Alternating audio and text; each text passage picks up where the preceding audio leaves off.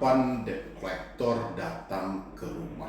Ini banyak banget orang yang bertanya ya, habis itu daerah mana yang mau dikunjungi, kira-kira habis itu hal-hal apa yang harus kita pertanyakan ketika debt collector datang ke rumah. Nah, ini buat teman-temanku semuanya, khususnya yang hari ini mungkin sudah telat bayar, tidak mampu bayar atau tidak sanggup bayar di pinjol-pinjol legal, sehingga berpikirlah ya, kapan sih debt collector ini datang ke rumah dan daerah mana sih yang mau dikunjungi, telat berapa lama dia akan datang, apa yang harus dilakukan. Nah, saya tanya dulu buat teman-teman semuanya yang mengalami telat bayar, yang biasa datang-datang itu visit FC itu kan seperti pinjol-pinjol besar gitu ya, atau kayak Shopee, kayak Home Credit, kayak Kredivo dan lain sebagainya gitu loh ya. Siapa yang mengalami telat bayar di sini? Isi di dalam kolom komentar. Nah, sebenarnya kalau teman-teman bertanya kapan mereka mau datang ke rumah, jawaban lebih pasti ini menyangkut urusan internal antara penyedia layanan dengan vendor yang menjalin kerjasama. Kapan mau diturunkan itu adalah urusan internal mereka. Jadi jawaban pastinya itu nggak ada. Apakah kalau sesuai dengan aturan OJK, wih setelah satu bulan harusnya gitu. Tapi jawaban itu nggak ada yang pasti sebenarnya gitu loh. Jadi menurut saya buat teman-teman semuanya, kapan FC datang ke rumah, rasa saya itu bukan pertanyaan yang penting juga untuk kita cari tahu gitu loh. Karena yang paling terpenting hari ini adalah kapan kita mau bekerja dan berusaha gitu loh. Karena hidup ini perlu kita perjuangkan dan kita harus berjuang juga dalam hal itu gitu. Nggak mungkin kita hanya memikirkan kapan mereka mau datang ke rumah. Mereka mau datang ke rumah itu menagih, ya kan, meminta tagihan, meminta duit gitu loh. Yang penting kita gak usah pikirkan itu. Habis itu daerah mana sih yang mau dikunjungi gitu loh. Ini juga menambah-nambah beban teman-teman ya. Kalau daerah mana yang mau dikunjungi, ya tergantung per wilayah, ya menyangkutnya urusan internal mereka lagi gitu loh. Jadi kalau misalnya mereka di daerah A sudah ada gitu loh, belum tentu juga daerah B. Daerah B sudah ada, daerah C belum tentu juga. Jadi sebenarnya kembali ke urusan internal juga. Jadi dua hal ini buat teman-teman semuanya. Kapan mereka datang ke rumah, daerah mana mau dikunjungi, saya berharap buat teman-teman semuanya jangan ada lagi pertanyaan seperti ini gitu loh. Karena itu pertanyaan yang menurut saya yang mampu menjawab itu cuma dari pihak pinjolnya sendiri yang menjalin kerjasama dengan vendor tadi gitu loh. Cuma mereka yang tahu, sisanya nggak ada yang tahu ya. Dan habis itu balik lagi, apa yang harus kita lakukan ketika debt collector datang ke rumah. Kali ini benar, memang ada sesuai dengan aturan OJK itu. Di dalam hal itu, debt collector yang datang ke rumah atau FC lapangan yang datang ke rumah, hal yang paling pertama harus mereka tunjukkan adalah ID card. Ya, identitas diri mereka ini dari mana, ada dong identitas mereka.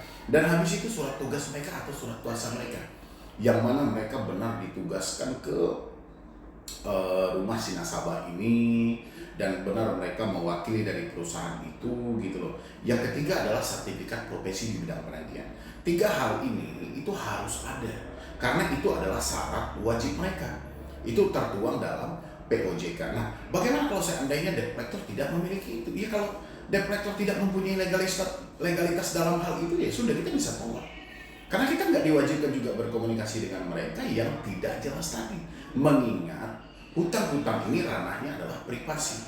Jadi kita nggak mungkin dong berbicara dengan orang yang tidak jelas, ya. Paham ya teman-teman semuanya? Dan bagaimana kalau seandainya debt collector itu sudah lengkap? Mereka punya ID card, mereka punya surat kuasa atau surat tugas, dan mereka punya sertifikat profesi di bidang penagihan. Ya sudah, kita persilahkan masuk layaknya tamu, jelaskan apa yang menjadi kendala sehingga kita belum melakukan pembayaran. Mana tahu mereka yang datang itu membawa opsi masing-masing. Biasanya yang saya tangkap ya, sesuai dengan pengalaman yang sudah-sudah juga, debt collector yang datang ke rumah nasabah itu menandakan hutang kita sudah mencapai pada finishnya. Hutang kita itu sudah mencapai pada titik akhirnya.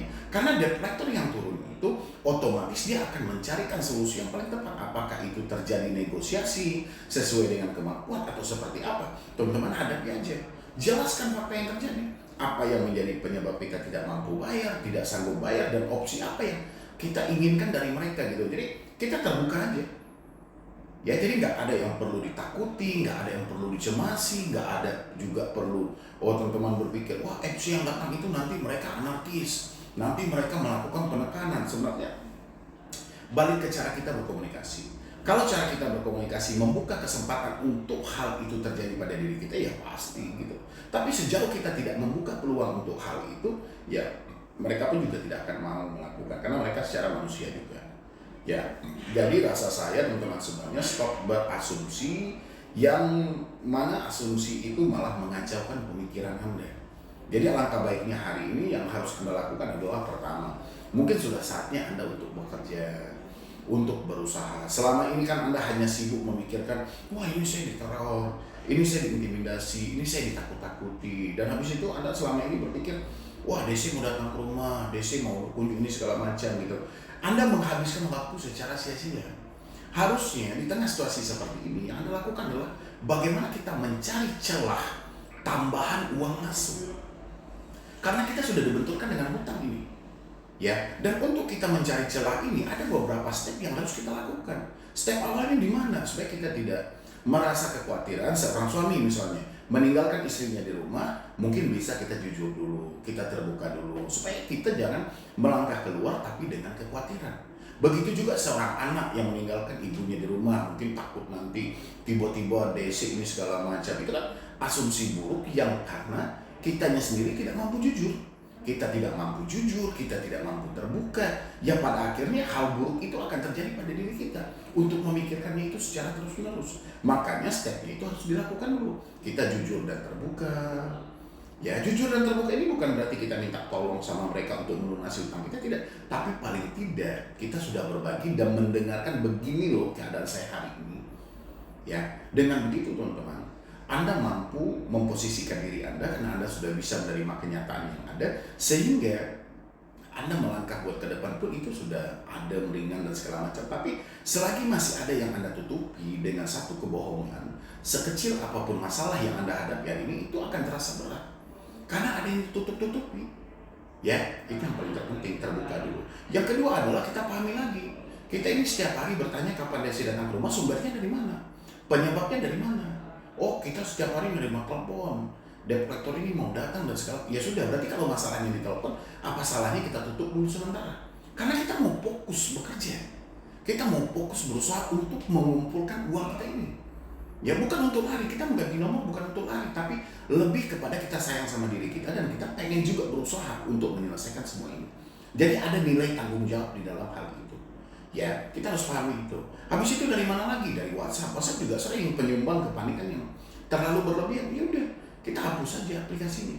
Aplikasi WhatsApp atau WhatsAppnya kita ganti aja, kita hapus gitu. Email juga seperti itu. Nah, kita memutus komunikasi ini bukan berarti untuk kita lari ya, tapi lebih kepada konsep kita menyelamatkan diri kita. Kan udah sama-sama tahu kita ya kan, penyebab kepanikan itu terjadi 3 komunikasi ini. Penyebab ketakutan terjadi karena ketidakterbukaan. Nah, kalau teman-teman ingin menyelesaikan hutang-hutang pinjol ini, langkah awal tadi harus Anda lakukan.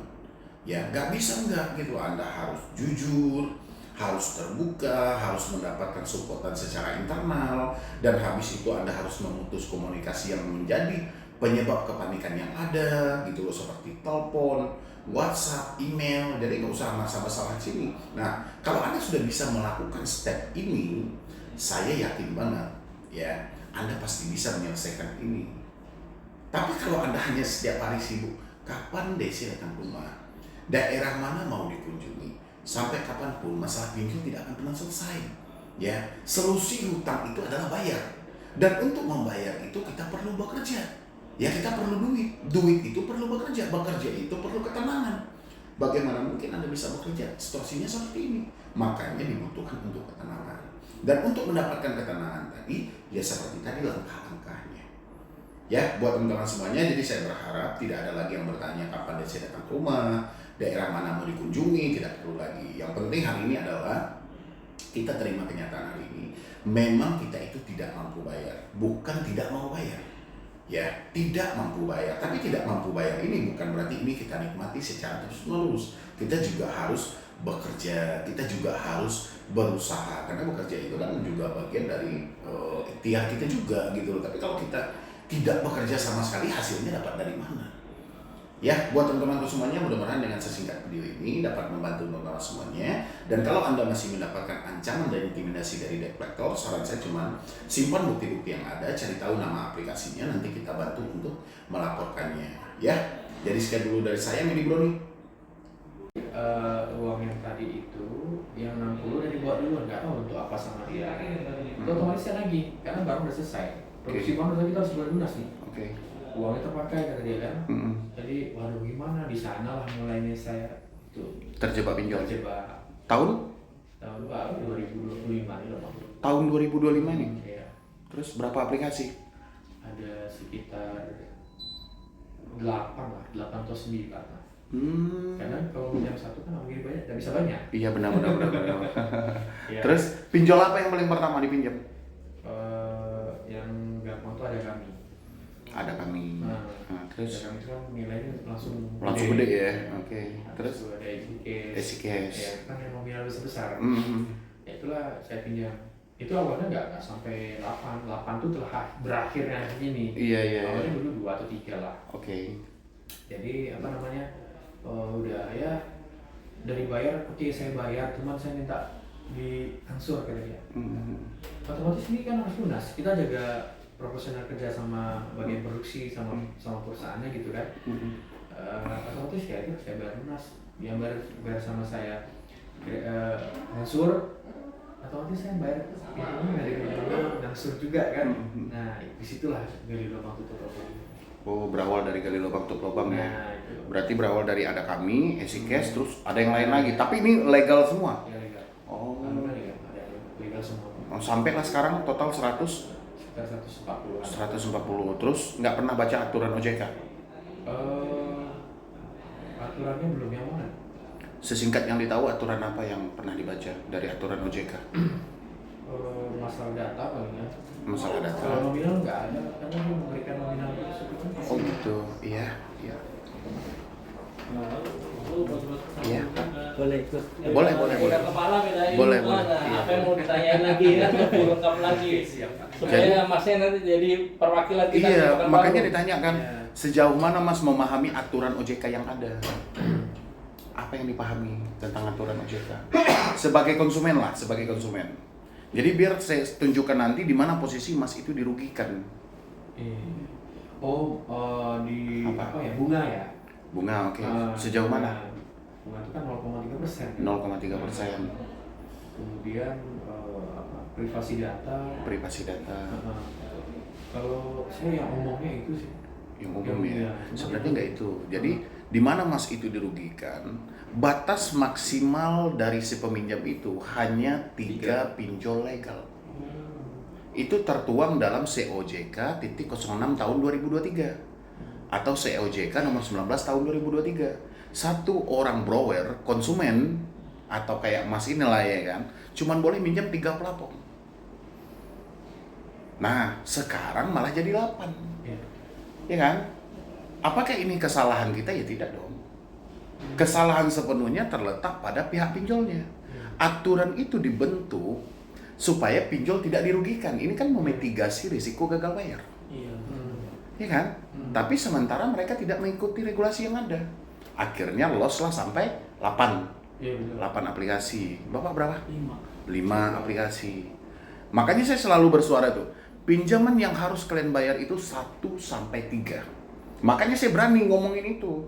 Karena memang ada aturan itu.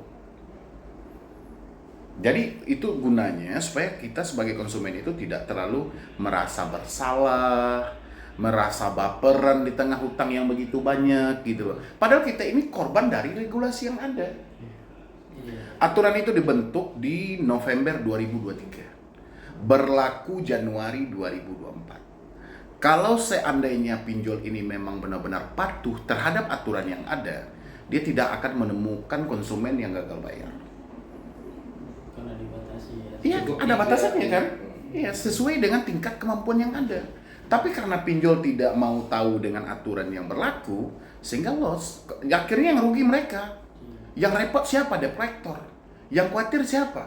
Ya kita-kita ini, padahal kita jadi korbannya loh. Itu bisa Mas baca. Bisa buka itu. COJK itu. Barulah larinya ke POJK. POJK nomor 22 tahun 2023, pernah baca? Pernah. Aturan penagihan kredit terbaru. Iya. Nah, di sana juga dijelaskan. Padahal OJK itu sama AFI itu selalu berkoar tuh. Ciri-ciri pinjol ilegal adalah melakukan penagihan dengan intimidasi, dengan penyebaran data. Padahal pinjol legal mereka sendiri melakukan hal yang sama. Tapi orang tuh pura-pura tutup mata. Iya. Jadi untuk nambah suatu pengalaman, ya kan. Jadi jangan sampai kita itu merasa bersalah, menyalahi diri terlalu jauh. Benar kita adalah pelaku. Dalam keadaan sadar kita melakukan pinjaman, tapi di satu sisi kita adalah korban dari regulasi. Korban dari ketidaktransparan. Contoh kayak skema tatpole, skema kecebong yang disebut orang yang kepalanya besar pada ekornya. Itu kan kita korban. Dalam proses tidak pernah dijelaskan. Berapa ansuran pertama nggak pernah dijelaskan. Kita hanya melihat nominal pencairan, lama masa tenor. Itu yang cuma kita lihat. Begitu dana cair, kita kaget ternyata 14 hari kemudian harus bayar. Berarti menandakan mereka tidak transparan, mereka tidak akuntabel. Dan semuanya nutup mata.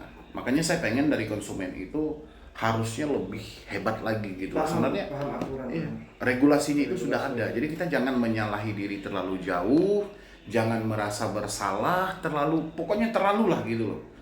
Sebenarnya kita korban, itu Mas boleh baca. Boleh baca semuanya gitu. Benar, itu di satu sisi ini adalah kecerobohan kan, karena kita loss. Seharusnya kita meminjam sesuai dengan kemampuan, ini kita meminjam sesuai dengan kebutuhan. Kebutuhan kita ini banyak, kemampuan belum tentu sanggup. Tapi ini kan semua sudah terjadi. Harusnya kalau memang pinjol itu benar-benar dia kontrol dari maksimal 3 pinjol aja, nggak akan ada orang yang gagal. Ya nggak sih? Ya kan? Kenapa masih dipinjamkan? Berarti ada sesuatu dalam hal itu. Benar-benar mereka ingin memeras kita. Benar-benar mereka tidak akan peduli dengan seperti apapun itu, mereka nggak peduli. Berarti kita nggak usah juga menyalahkan diri kita. Kalau mampu bayar, kalau nggak mampu persetan. Itu aja jalur simpelnya, iya kan Bang? Ah, kayak gitu. Jadi kalau kita terhanyut, waduh gimana ini? Ini semua kita paksa berpikir, kacau Bang. Pusing. Sifat manusia Bang, ketika dihantam satu masalah, pikiran buruk yang ada. Pikiran baik nggak pernah ada. Hanya sisi negatif, satu sisi cuma. Padahal kepala kita ini bisa diajak berpikir 2 sisi Bang. Yang negatif untuk kita waspadai, yang positif untuk menyemangati. Kenapa giliran dihadapi satu masalah hanya satu sisi? Yang mewaspadai, hancur semuanya. Selalu kita berpikir, seandainya dia datang, seandainya sebar data, seandainya saya tidak mampu bayar, seandainya nanti aset saya ditarik. Ini pakai kata seandainya loh Bang, ini yang melumpuhkan. Tidak pernah kita berpikir, bagaimana kalau seandainya semua ini tidak terjadi? Pernah Abang berpikir? Nggak pernah kan? Nah, itu kekejaman pemikiran Bang. Gimana nggak tumbang? Setiap hari pikiran kita sama kayak kuburan. Padahal kita sama-sama ada hak kan? Berhak berpikir sisi positif, berhak berpikir sisi negatif. Ya kan? Tapi kenapa hanya negatif? Kenapa hanya yang horor? Iya nggak sih? Bukankah masalah kita ini, masalah orang terjebak pinjol ini simpel Bang. Abang waktu minjem, karena duit nggak ada kan? Abang nggak mampu bayar, karena apa? Duit nggak ada juga kan? Berarti sama dong masalahnya duit Bang. Kenapa yang dikejar detektor? Kenapa yang dikejar soal sebar data? Harusnya yang tidak ada ini menjadi ada. Posisi kita di sana Bang. Makanya kalau Abang sering nonton video saya selalu sampaikan tuh, luruskan lagi, kalian keluar jalur. Ngapain kapan DC datang ke rumah mau ditanya? Harusnya tanya ke diri, kapan Anda mau bekerja? Dulu kamu minjem duitmu nggak ada loh, sekarang kamu nggak mampu bayar duitnya nggak ada. Yang salah itu pinjol, ngapain dicairin? Udah tau orang ini nggak ada duit gitu loh, masih juga dicairin gitu loh kan. Sekarang malah marah-marah, nah gitu Bang. Jadi seandainya kita ini lurus di satu jalur aja gitu loh, benar-benar kita sadar. Karena problemnya duit nggak ada dan kita fokus cari duit, nggak akan ada orang yang ketakutan Bang. Omong kosong semua itu. Debt collector pun bekerja cari duit juga dia Bang. Iya nggak? Nah, cobalah berpikir 2 sisi dengan sudut pandang yang berbeda. Jangan selalu dilawan diri sendiri. Melawan diri sendiri itu lelahnya minta ampun Bang. Iya, betul. Iya kan? Keadaan sudah nggak mampu, kita udah nggak sanggup, tapi dipaksa terus. Udah buntu Bang, tetap juga dipaksa. Abang berapa totalnya? Sekitar 100 Bang.